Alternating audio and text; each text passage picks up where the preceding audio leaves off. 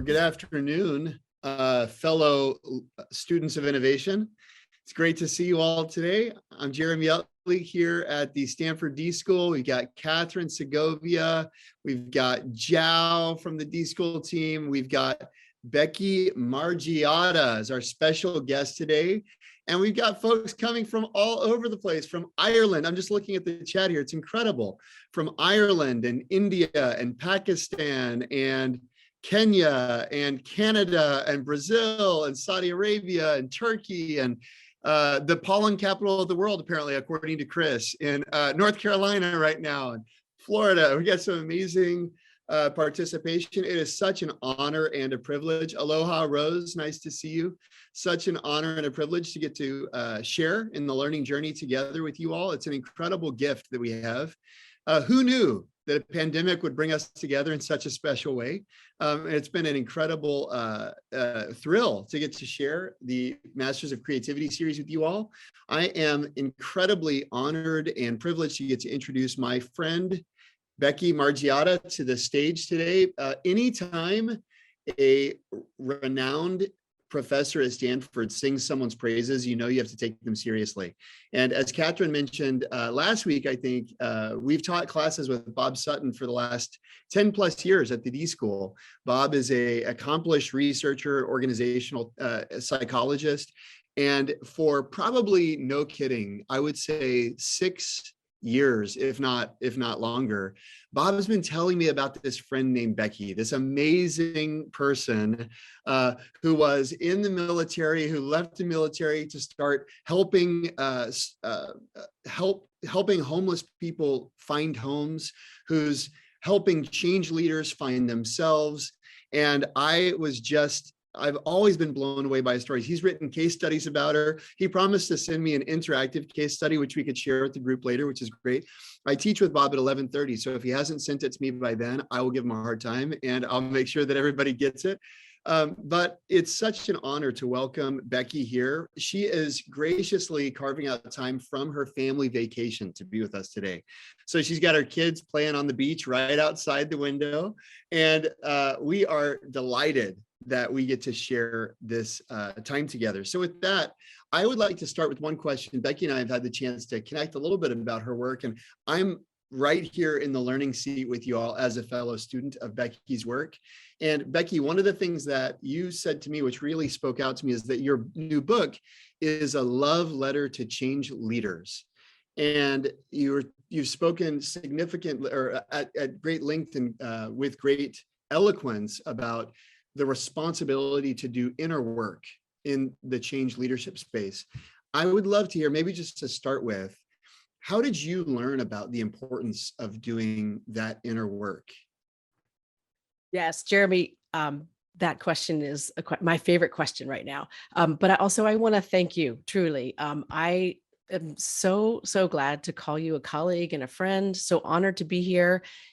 Any friend of Bob's forever is a friend of mine. Bob Sutton, I love you. What a wonderful, generous man. Catherine, good to see you again. Truly an honor to be here today. And Jeremy, as you mentioned, I led a large-scale change campaign on street homelessness. So for 11 years, I worked directly either on getting street homelessness down by 87% in 4 years in Times Square of New York City.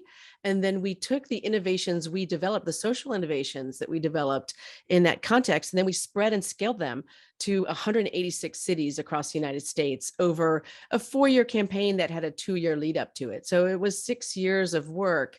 And that was truly a professional highlight for me. It was some of the most meaningful work I've ever done.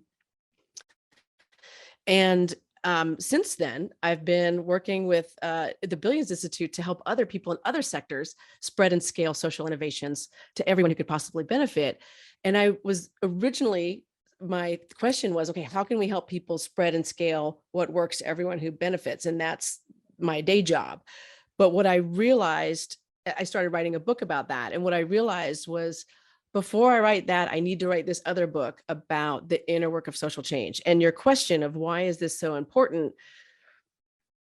This 100,000 Homes campaign, it was a tremendous success. There's a Stanford case study about it. I mean, I'm so proud of this work. But behind the scenes, I, as the leader of that effort, I was the greatest liability to its failure at any given day. There were many things that could go wrong. We're always up against the second law of thermodynamics. Anytime we're trying to make the world a better place, we've got entropy going against us. Of course, things are going to go wrong. Of course, your theory of change is going to need some tweaking. Of, resources are going to be constrained from time to time. Those are a given. There's this sense of unforced errors that can completely sabotage really good things getting spread and scaled. That's all inside of us. It was my own personal limitations as a leader. And so, although I worked through these things in many ways while I was working on the 100,000 Homes campaign, there were times when my own insecurity or needs for approval or need for affirmation or fears of what other people would think, those things were actually that I was bringing to the table. No one made me bring those table. Those lack of completed inner work on my part were the things I think in retrospect most likely to sabotage this work that resulted in 100,000 people getting into housing. Can you, Becky, could you tell us, was there one moment, when you talk about unforced errors, was there a particular moment that you felt like, oh, I mean, by the way, as the resident ping pong expert here, most people see my ping pong table behind me, so they know I love it. There's nothing I hate more than hitting into the net. It's like I'm my own worst enemy. So that phrase resonated with me. But tell me about in the leadership context. It's so counterintuitive to think that maybe the most challenging barrier one faces is within. What was the moment or a particular kind of unforced error moment that helped you realize how you were limiting the work? Yeah. So unfortunately, there's not just one. The sad thing is there are many, but there are three that stand out. Can I share three where I'm like really embarrassed actually that this is how I rolled? But I feel let's see, folks, in the reactions, give an applause if you're willing to give 3 stories for Becky. I just want to see it. Becky's worst day at the office. Yeah. So I think it's helpful and instructive for me to share, because you'll read this case study and be like, oh, Becky really had it wired. Like, no, and it was. I will say this though, leading social change is the opportunity to do this inner work and this inner healing. That's really wonderful. It's like a twofer. But here's 3 things that happened where I've looked back and I'm like, oh my God, I'm so embarrassed that this was my maturity level or where I was at in my life or what I needed. And the truth is, none of us are perfect. We're all growing. We're all learning. And my kids preschool, one kid bites another kid. Instead of being punitive, they're like, oh, it's okay. They're still learning. Are you okay? With your bite wound, but they're still learning. I think that's true for grownups too. So in that spirit, I think we're all still learning. Here's one, the first example was, and these are why these examples are so important. Let me say this is, it's not necessarily the thing. It's that I spent a week or more with all of my energy focused on this one little thing, kind of in my head, spiraling. What am I going to do? What am I going to do about this? Right. And my partner comes home from work and I'm like, you're not going to believe what happened today. And I would like talk her face off for like a week, like it's still going on. Can you believe it? And so, and every minute I spent spiraling about really this inner stuff that now I can take care of in about 10 minutes in most cases, not always, but pretty quickly, was a minute I wasn't dedicated to helping cities get people off of their streets and into housing. So it's not a distraction. I think it's part of the work, but if you don't do it, the longer it takes you to do this work, the more it takes you out of the game of the real creative stuff. And so the first was, there was someone who President Bush had appointed as a homelessness czar, and who did really tremendous work for many years, traveling around the country, getting communities inspired and motivated to do something about homelessness in their communities. And regardless of your politics, the interesting thing, Bush appointed someone who took it seriously, and I'm going to give them that. Our campaign grew subsequent to that. Bush was no longer in office. This was during the Obama administration. And that person was still on the speaker circuit, and people wanted to know his opinion. And so he was influential in the sector. And what I was doing was going from community to community, myself personally, trying to get them willing to house people that they had effectively left to die on their streets, anonymous and unknown. They didn't even know their names. So homelessness has a mortality on par with some forms of cancer. And when I would go into communities as an extension agent and say, hey, here's what we did in New York City, we'd be happy to help you do that here. We have this national movement where we're all doing it together.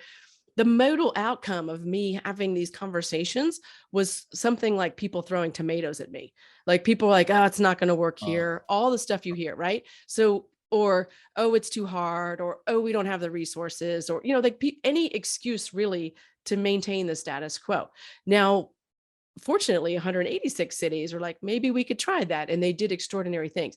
But I had spent years basically getting tomatoes thrown at me on the stage and sort of like, that's not going to work here. So I knew how hard it was to get a community to this tipping point where they're willing to risk failure, do something they hadn't been doing. And I found out that just through the rumor mill secondhand, that this former homelessness czar was, people were asking him, what do you think about the 100,000 Homes campaign?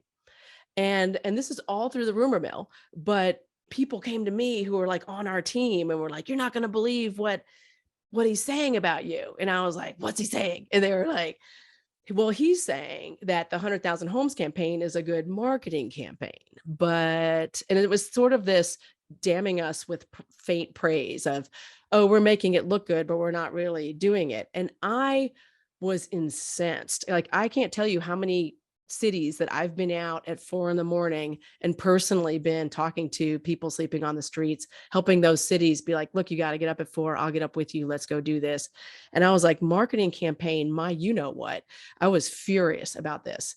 But meanwhile, this person had a lot of power, a lot of authority. I'm just this little gay chick hanging, you know what I mean? With no power, nothing, like my good looks and personality, which, as you see, is like, Our substantial assets are substantial limited, very limited.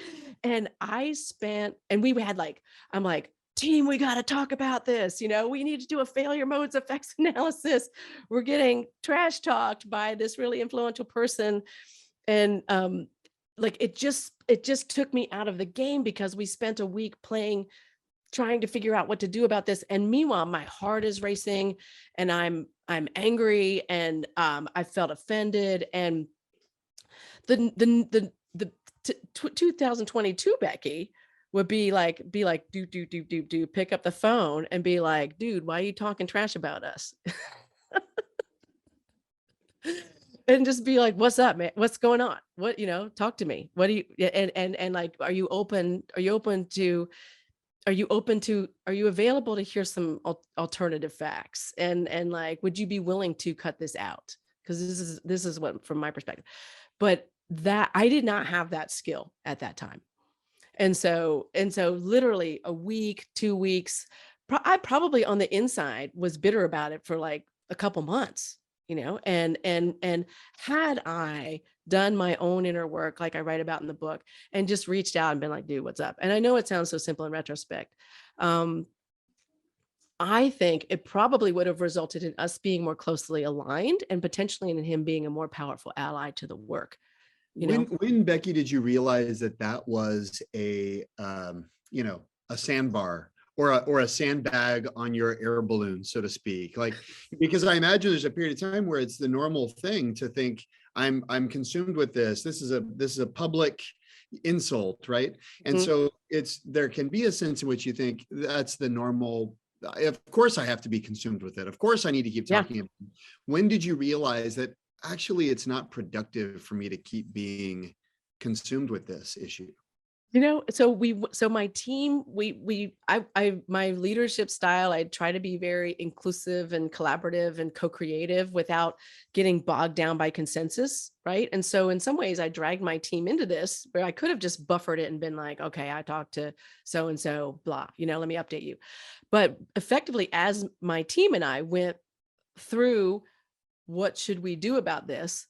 And this happened almost every time we had a fire alarm like this. We came to the conclusion to take the higher ground and move on. Right. And so collectively, the collective wisdom of my team was take the higher ground and move on. And so in some ways, my colleagues helped me get back reoriented and back commit, like double down, focus on the outcome, don't pay attention to it. Wow. And so it really, this is where, we, just because we're in a positional authority and position of leadership doesn't mean that people on an org chart aren't the ones that actually have the wisdom in the moment and the collective wisdom of the group. I would just mention as an aside, because this is something that I found incredibly enlightening.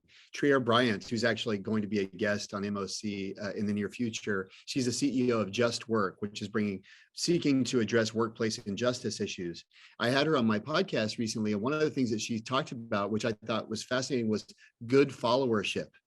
And we talk a lot about good leadership, and she's an Air Force gal. So, Okay. I'll let you guys duke it out. But one of the things one of the things that she talked about was the importance, how much the military emphasizes good followership. And she gave a couple of really great examples, but to me, it's a classic case. I'm just queuing on what you're saying about just because I'm the leader doesn't mean I don't need my team to help and to point these things out. And so I mentioned that as an expression because apparently I've been looking into it. There's a body of work around this notion of good followership, which is it's the yin to good leadership's yang. So, but Becky, hang on. I love that. We go off on Trier. You said three stories. Yeah. We've only heard one story. What are the other two stories? The other one is similar. The premier researcher in the field of homelessness. Okay, let me backstory for a second, but he was also like, at major conferences, throwing shade on our work, but never reached out to us. And so let me just say this, 20 years ago, Dr. Jim O'Connell and Dr. Stephen Wong, a really rough winter in Boston, and they had been doing street medicine for homeless people. They weren't necessarily at the time trying to house them, or they were just like, hey, let's go and administer healthcare to people who wouldn't come in. And one bad winter in Boston, tons of people who've been living on the streets passed away, and their world was rocked by this. So they did a study where they were like, could we have known in advance who might have died and which health conditions would put someone who's experiencing homelessness at a really high risk of dying? And they were able to see that 8 conditions, when combined with homelessness, put you at a super high risk for mortality. So I learned about this, and I just simply incorporated this algorithm into our outreach standard operating procedures. I was like, hey, this is really smart. Let's know who would die. Let's get them into housing faster if we can. Let's move them to the front of the line as a life-saving measure. And the 100,000 Homes campaign, in many ways, that was a catalyst for transformation. A lot of cities were like, well, we didn't know they were going to die. We just thought it was really sad, So we used that to motivate people. And the research is solid on what puts you at a high risk for dying. But we just simply took, do you cirrhosis? Do you have these conditions? And put it into a self-administered survey. And we found that people were very honest. In fact, someone else did a study and found that actually people experiencing homelessness are shockingly candid about these. Do you have HIV? They answered it, right? And so they knew, and they were candid. So we use that to create a sort of a triaging mechanism for people to move in housing. And we always said, if someone comes up with something better, or if there's some other research that shows something else, we do not hold this precious. We just want to give some method to the madness to get you moving. That was our intention behind this. And it worked. It galvanized people. And in fact, what they're using now in the state of the art is far beyond what we used 10 years ago. But the premier researcher in the field of homelessness would get up on stage on international and national conferences and say that our methodology for triage was not psychometrically validated and could be unethical and blah, blah, blah. And that is all true. Everything he's saying is true. But for me, I'll do inside, I was like, dude, you're the researcher. Like, what am I going to do to psychometrically validate something? I don't even, I barely passed grad school statistics.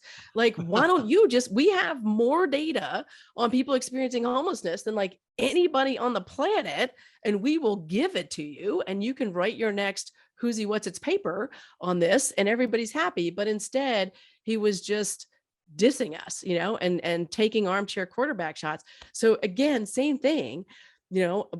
Someone on my team was at the conference where he said this, and like comes back, and we're like, for like a week or two. Again, we come to the same conclusion, like take the high ground, focus on the work, double down, don't start a fight, that type of thing. And again, I wish if I could go back, I pick him up and be like, hey, I heard you said this, you're right. It's, I feel afraid that people will use that as an excuse not to house people that are being left to die on the streets. But would you be willing to partner? Would you be willing to partner on this so that we could have really good psychometrically validated things? And that will be actually hugely important and hugely of service to our sector. And so I didn't do that either, right? Like these are misses. Like these are opportunities that I had where I could have done better. And again, for whatever reason, my team's collective wisdom was like, let's just move on and focus, and again, it took me out of my creativity because I'm in this reactive mode. I'm in my reactive brain instead of my creative brain. We can't be in both at the same time for a couple of days, a couple of weeks, and those days and weeks count, right? So they add up. Yeah, absolutely. How do you now flip between your reactive brain and your creative brain? So yeah, I have a lot of, there are several techniques. And my favorite ones are in the book, right? They're all like, I now hear this inner monologue of like, oh, okay, Becky, you're feeling entitled right now. Your job right now is to shift to appreciation. What can you appreciate right now? Right. So that's easier said than done. But with discipline, I've been able to train my mind as soon as I notice I'm feeling entitled to look for what I can appreciate and shift my mindset. Okay. So that's one. But one of my favorite techniques that I have in the book is really simple. It's called blurt, breathe, move. And I use this when I'm coaching people. So a lot of the stuff in the book is not only things that were helpful to me, but things I found to be really helpful when I'm coaching and training with people. And blurt, breathe, move is something you could do right now. And when I'm coaching people and I find that the person I'm coaching is just sort of kind of going in circles around something, I'll say like, hey, why don't we just take a time out here? Just like, hold on. And I'm going to set a timer. And I just want you to blurt unedited, unenlightened, politically incorrect. Nobody's watching.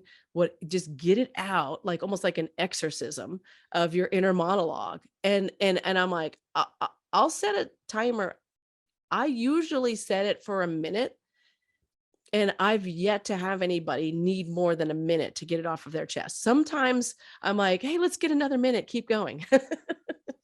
Just for fun. I promise Yeah. I'm not recording this. Yeah. Yeah, absolutely. Or when they're all done, and I'm like, is there anything else? And they're like, yeah, blah, blah, blah. And what I've found, and this is why the blurting is so important, is there's not many safe places for blurting. There's not many safe people with whom we can vent fully and blurt fully and not need to be packaging it or being thoughtful about how we say it. And we want to be thoughtful about where we do that. Like certainly words can hurt and things like that, but having a partner that you can really just get it out is really, really helpful. And then after they've just gotten it all out, I'm like, you sure that's everything? And they're like, yeah. And I'm like, okay. So now I'm going to set my timer for one more minute and I'm not going to say anything and we're just going to breathe. And we just breathe and we're resetting our nervous system, that breathing. And there's also, if we were in person, there's certainly some breathing techniques. It's almost like doing cat and cow, like the yoga pose, cat cow, where we can sort of allow ourselves to move and that sort of gets ourselves back out of our reactive brain and it's really just chemicals moving through our body. And then move is the last one, like, hey, let's just get up and move around, walk, dance. Sometimes for me at my house, I'll play some music and just kind of dance a little bit. I'm not a good dancer or anything, but I'll just kind of get moving and literally shifting my state of mind. And there's just so much research out there of if you can shift your state of mind, you can change your story. And if you can change your story, you can change your life. So the stories we're telling ourselves, I was telling myself a story that the homelessness star and the research guy were my enemy. And that the story I had constructed was these people are going to sabotage something that I care so deeply about. And really, an entirely different story I could have told myself, and I would tell myself now, is that they're my ally. They're not my enemy. They're my ally, and they're helping me be better. They're helping me see something that I wasn't seeing. They're helping me face something I wasn't facing. So in that different state of mind, and look, blurt, breathe, move doesn't always work. There's one more thing I'll share that is really helpful. And we have this handout in the book is as my friend Nancy Stubbs created this. She's one of our coaches. It's called Clearing the Pipes. And so if journaling is more your thing, it's a blank piece of paper that has 5 questions on it of, I am feeling sad about empty space. I am feeling scared about empty space. I am feeling angry about empty space. And then what I really want is. And that's the last prompt. And that's really what I've seen. And I've had years of apprenticeship with Dr. Kathleen Hendricks has been a huge influence on my life, is when in doubt for yourself or someone else, this one question of what do you really want? I've yet to ever experience myself or another human being that what they really want when they're fully here and fully present is anything but something that I would judge to be hugely of service, both for their own well-being and for others and the planet. I think in our core, the things we really want are beautiful and good. And I don't think we create enough opportunities in professional settings for people to get it off their chest safely, what that is, but also to really tune into what do you really want here? I would like to know that, and that curiosity and humility. That's beautiful. No, I think it's so important to be able to flip from that reactive to that creative state. And without tools, though, we don't entirely know what to do. And so I think the blurt, breathe, move, the clear the pipes. Are there any other go-tos that you find yourself leaning on today? My most favorite tool is what I would call, it's called magnification, which is make it bigger. And again, this requires sort of in some ways play partners, people that you can play with. But for me, this is what's really helpful. If I'm finding myself in that like reactive state, I will ask my partner or my colleagues of like, can I just go all into this? And they're like, yeah. And I'll kind of go to the extreme. And we talk about the drama triangle of if I'm in a critical space, I'll just sort of really, really make it bigger of like, what a complete idiot the other person is, or how unfair or cruel or terrible it is. And inevitably for me, because humor is a real gateway for me, I will crack myself up. I will make myself laughing at how ridiculous I'm being, of like, okay, well, that is a little silly, and that melts it for me. And as soon as I can make myself laugh, I realize I'm on my pathway back to my creative brain. And so there's something about the acting it out in hyperbole for me. That's a pathway to that. No, it's beautiful. It's a brilliant technique. Actually, one of our regular contributors to the MOC community is a boot camp alum named William Hardaway. And he wrote a guest blog post on my blog the other day that he called Roast Your Problem. I dropped the link in the chat. But he talks about the value of exactly what you're saying, right? Humor, actually poking fun at it. And he said in his community, in his culture, the way that you make progress is you make fun of something. Yep. And I said, that's a method. Will you codify that as a method? Right. So, but I think it's very similar to what you're talking about with magnification. It's just, call it what you will, right? It's a roast. Oh yeah. Oh yeah. It is. You roast yourself. And this is also, I see that all these years I'm like really focused on people's workplaces, but what they come and tell me afterwards is they're like, actually, I do this with my partner. And I feel like sometimes we feel safer with our intimate partners to act the most a fool. And so you can see it easily at home, but you bring that to work too, everyone. And so it's just a little more muted maybe and a little more work appropriate. But with my partner, whenever I feel like, oh, I'm not going to get my way or like issues come up, I catch myself in a very passive aggressive manner doing house chores and maybe doing the dishes a little louder than necessarily, and maybe muttering to myself as I take the trash out that like no one else ever does this. It's always me. Maybe, just maybe. And as I'm doing it, I'm like, oh my God. And I call that persona angry penguin because I sort of waddle a little bit and I have this like taking myself really seriously, but I kind of go into it. And my wife will be like, oh, angry penguins here, and I am like, don't break character, stay in it because this is serious. This is wrong. And she's just kind of like noticing like, oh, angry penguin showed up for a visit. And I'll stop. I will have to hide my face from her because I'm trying not to laugh at Right. myself, but I want to stay in character for like 30 more seconds because I'm actually getting an adrenaline hit off of being in that space. The benefit of reactivity is you get adrenaline, which is this really highly addictive substance. It feels kind of good. There's like a little bit of a high from it, but you can't create in that adrenalized state. So what I'll do is I'll hide my smile for my wife and I'll take the trash out. And then I'm outside and I start cracking up.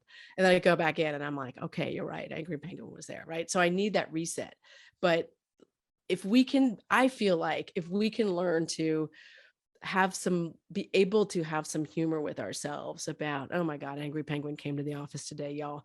I think then we can get better, be more creative and bring our best selves to the work more. That's beautiful. I love angry penguin. That's absolutely hysterical.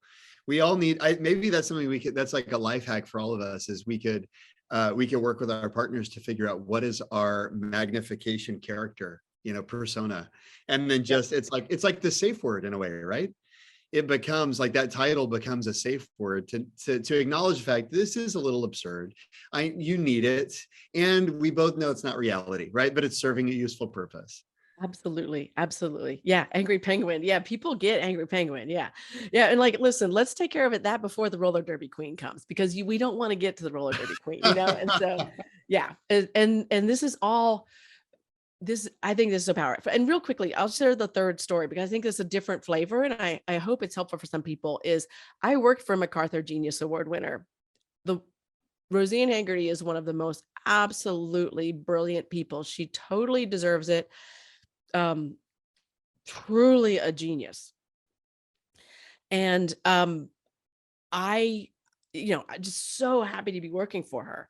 And for myself was like, well, I know I won't get the MacArthur Genius Award, but I would like credit and recognition for the work that I'm doing. And I want to be seen and recognized. And I would call that I was looking for approval outside of myself versus being fully intrinsically motivated. And I think that's a normal part of human development. I'm not looking for that as quite as much now, but if every day people just kind of booed when I walked by, I think I would start to wonder, right? But still, like at that point in my life, that was something that mattered to me. And that was something I had to learn how to do some inner work around almost like a sibling rivalry of like wanting to kind of elbow her, like, hey, hold on, give me some attention. I want some credit. I want some recognition. So I held this fear that I was going to work my face off for this major campaign that Roseanne, by the way, was fundraising for, providing a buffer for with our organization's board. That's a whole other story. Roseanne was all in it and thoroughly like the best boss you could ever ask for. But I was like, this is my campaign and I want credit for it. And I had this fear whenever something would come up that the headline was going to be Roseanne Haggerty comes up with yet another brilliant thing, and then that would not even be mentioned, you know what I mean? And like there were multiple opportunities where I was like managing wanting to like elbow her or, you know what I mean? Or like kind of like not elbow her, not like that, but more like kind of like, no, And oh my God, I'm so embarrassed about that, because now, like, the only thing I actually want now is for Roseanne to get even more credit. Like, she put me on 60 Minutes with Anderson Cooper. She was so generous with with recognition and credit, right? My goodness. But even still, I was like, am I gonna be seen? Am I, and like that's real. It totally, that is a need. That is a human need. I wish I could have met and communicated about that more clearly with Roseanne. And towards the end of campaign, we very much did. And in fact, like the Chronicle and Philanthropy ran an article like Roseanne Haggerty does it again, and we just had a good laugh about it. She was like, Becky, I'm so sorry that this didn't mention you. That wasn't my intention. And I was like, it's cool. It's fine. I'm glad we talked about it. But I think these things happen too. And these things have like nothing to do with getting people off the streets. Right. And I don't want to dismiss them as unimportant. I think they come with the territory, but the better we can get at managing that, the more we can the more energy goes in this other bucket. I love that. And Mark Chun, who's a member of the D.school community, and incredibly gifted creator in his own right, he mentioned too that not only is it true in the chat earlier, he mentioned not only is it true that every minute that we spend giving credence to that criticism is a minute distracted from the objective, but also every minute that someone spends trash talking is a minute that detracts from the objective. So getting clarity on that objective and being able to rally around these points of alignment, as you said, they did incredible work. And if you could be aligned, if you could be partners, you see them as an ally rather than an enemy, you stop wasting time, both people being diverted from the objective. Yes. That's and really, hey, Mark. these are terrific. Yeah, thank you, Mark. Yeah, it's such a huge shift question of how can I see this person as my ally? Even if the way they're being an ally is to help you get to do the inner work or to make your work better so that criticism doesn't land. Yeah. Beautiful. It's enlightened. As someone said in the chat, you're teaching life skills here. This is great. Stuff we all needed to learn, in first grade. Want to shift gears just a little bit. I know that one of the things you love doing, Becky, is helping leaders out of pickles.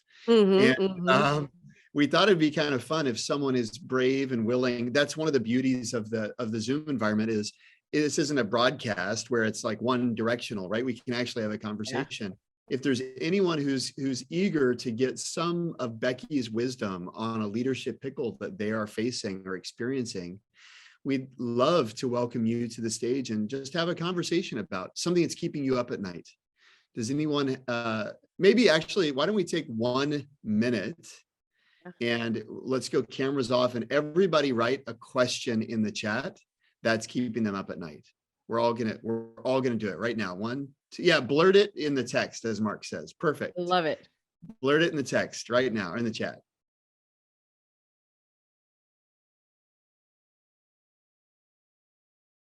Ronan, you're willing to blurt. This is great. Thank you for your bravery. Yeah, I'm happy to do it. No problem.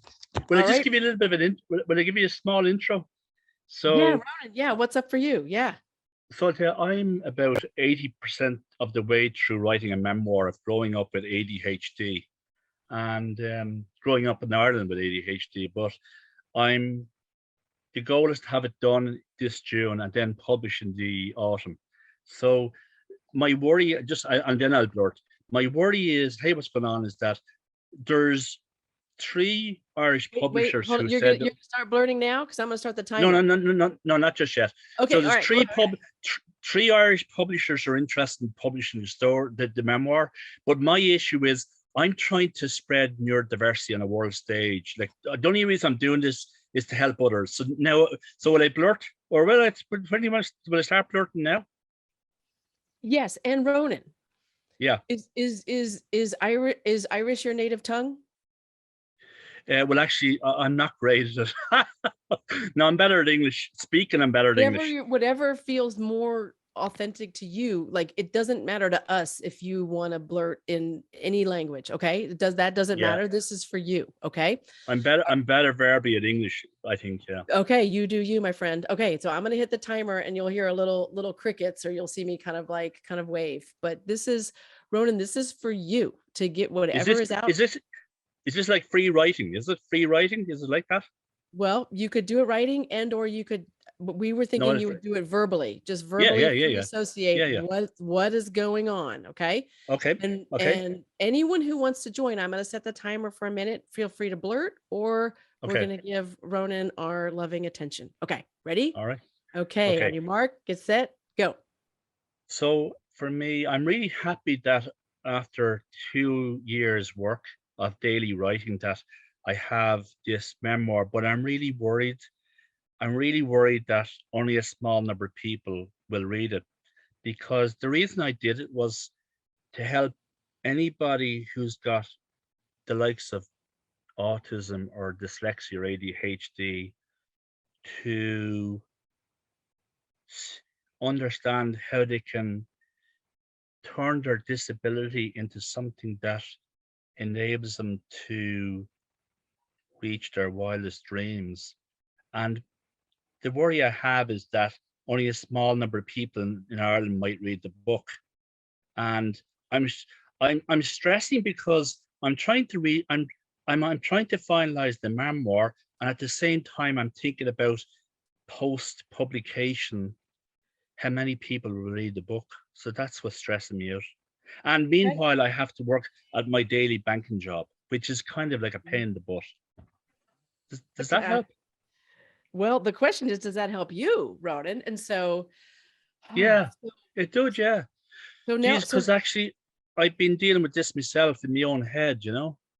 yes.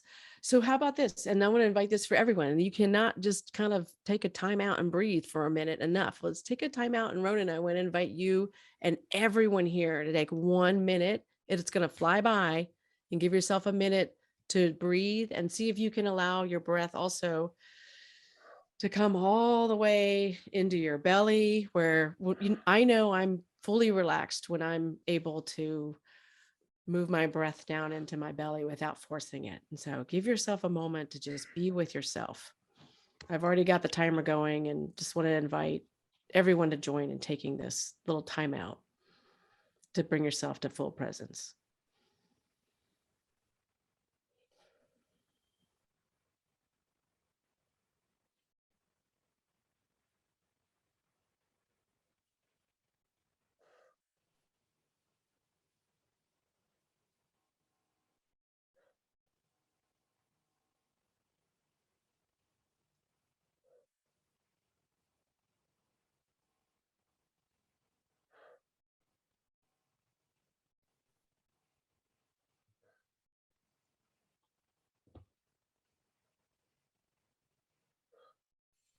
All right. Minute flies by there. So, Ronan, I Jeez, want to give you an opportunity to take another deep breath, and you got to express. Someone saying your shoulders have dropped. Where are yeah, I you just right now? realized. Yeah. So I think I just released, God, I found a huge release in my body. I think I've been carrying this for 2 years as I've been writing. The whole stress of like, I wonder who'll read it, you know? Mm-hmm, mm-hmm. That's the first time I've ever verbalized it and shared it. So like this has been, I realized actually I'm carrying this, you know? Mm-hmm, mm-hmm. And I think Yes. it's also the frustration of having to do my banking job. I think that's part of it, because I kind of feel this is my call, but I have to continue to do my banking job while I'm writing the book, you know? Mm-hmm, mm-hmm. Yeah. Yes. And so Ronan, you just demonstrated for all of us how powerful just 2 minutes can be of coming home to yourself. Someone said rerouting with Yeah. yourself. It's so beautiful. And Yeah. I'm so, I'm I'm letting go. Yeah. yeah, Oh, yeah. jeez. So this is the Ronan whose book I want to read. So what I want to offer you, if I may, do I have your permission to offer you a Yeah. moment of, is whenever you feel that coming back, and it's going to come back of like, is anybody going to read this? My first draft, when I finished it, I was like, this is utter garbage. It may still be utter garbage, but I was like, oh my God, like just, you're going to have self-talk. Yours is going to be, no one's going to read this. And what I want you to do when that happens is do exactly this. Just out it, say out loud, oh, that fear that no one's going to read it. It just came up for me again. I'm not going to write right now. I'm going to dance for a minute. I'm going to breathe for a minute. Don't write from that place. Write from this later place. And what I want to also offer is